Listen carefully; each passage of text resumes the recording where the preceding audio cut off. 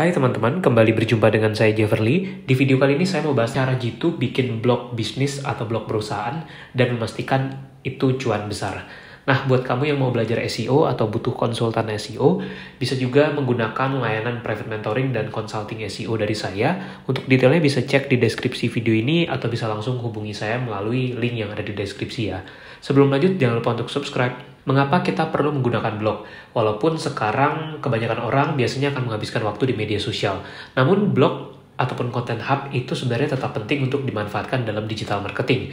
Contoh, dengan menggunakan blog, itu kita bisa membangun konten-konten di website kita yang nantinya bisa jadi sumber traffic untuk jangka panjang. Nah, di dalam konten yang kita publikasikan tersebut, kita bisa menampilkan promosi menuju produk atau service yang kita lakukan.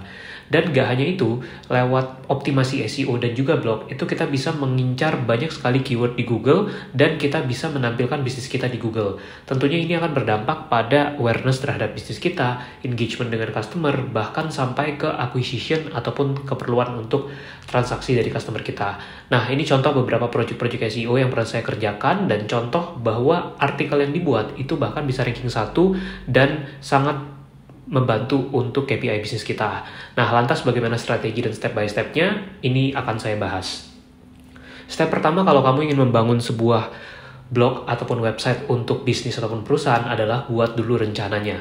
Rencana di sini akan menjadi roadmap untuk eksekusi dan optimasi SEO nantinya. Ada beberapa hal yang perlu kamu pikirkan dan siapkan di awal. Misalnya, yang pertama, tentukan dulu nih objektif dari blog tersebut seperti apa. Apakah lebih untuk acquisition customer, atau lebih untuk engagement dengan customer kita, atau justru untuk awareness. Nah, ini menjadi penting karena akan menentukan prioritas kita ke depannya. Kemudian juga pikirkan nama dan desain untuk blog tersebut. Kamu bisa cari referensi dari kompetitor, dari bisnis-bisnis yang sejenis di luar negeri, dan lain sebagainya. Termasuk siapkan juga rencana pengelolaan dan juga software apa yang nantinya akan dipakai untuk pengelolaan blog kamu.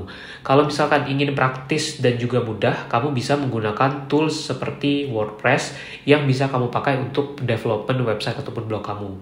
Itu tadi beberapa poin yang harus dipikirkan di awal. Nah, yang kedua, yang penting juga adalah melakukan keyword research dan membuat content plan. Tujuannya supaya kita udah tahu konten apa saja yang perlu dihadirkan di blog ataupun website bisnis kita tadi. Contoh di sini salah satu produk yang pernah saya pegang dulu ketika di salah satu perusahaan adalah produk game online. Salah satu gamenya Free Fire. Nah, waktu itu kita membuat konten-konten yang sifatnya bisa mendukung penjualan produk tadi dan juga untuk engagement dengan target usersnya. Nah, untuk melakukan keyword research dan bisa membuat content plan, kamu bisa andalkan berbagai tools. Salah satunya yang gratis dan bisa digunakan itu ada yang namanya Ubersuggest. Atau ada juga tools-tools lain. Nah, lebih detail tentang step by step melakukan keyword research untuk SEO, bisa kamu pelajari di beberapa video yang pernah saya share di sini. Link videonya ada di deskripsi ya. Yang ketiga, setelah kamu membangun konten plan-nya dan sudah tahu harus menghadirkan konten apa, maka lakukanlah eksekusi pembuatan blog tersebut. Kelola blognya dan optimalkan SEO-nya dengan baik. Namun yang perlu diingat, ini akan butuh waktu. Karena untuk konten kita bisa terindeks di Google, sampai jumlah kontennya banyak dan trafficnya tinggi, itu akan butuh waktu berbulan-bulan, bahkan bisa 1-2 tahun. Nah, beberapa tips yang kamu bisa gunakan adalah buatlah jadwal post yang rutin, misalkan setiap hari satu konten.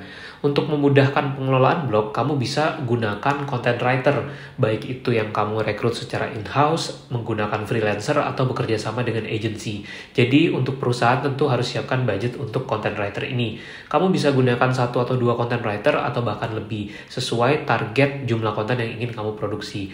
Tentu semakin banyak kontennya dan semakin teroptimize dengan SEO, itu akan berimpact pada traffic yang bisa semakin tinggi.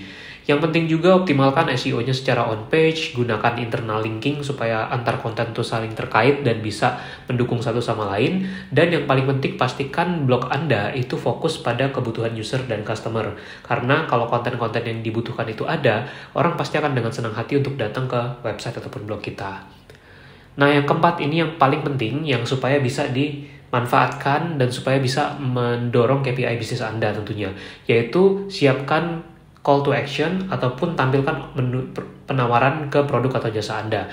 Nah, contohnya bermacam-macam. Bisa dengan menampilkan widget untuk mendorong orang melakukan transaksi, bisa juga dengan membuat CTA menuju landing page kita, bisa juga taruh backlink menuju produk page kita, dan banyak lagi. Ini beberapa contoh-contoh jenis CTA yang bisa Anda tampilkan, termasuk juga bisa menggunakan banner, menggunakan sticky banners misalnya, ataupun menampilkan button-button yang menampilkan CTA supaya orang bisa klik dan akhirnya masuk ke penawaran produk Anda ataupun ke offer yang ingin Anda berikan.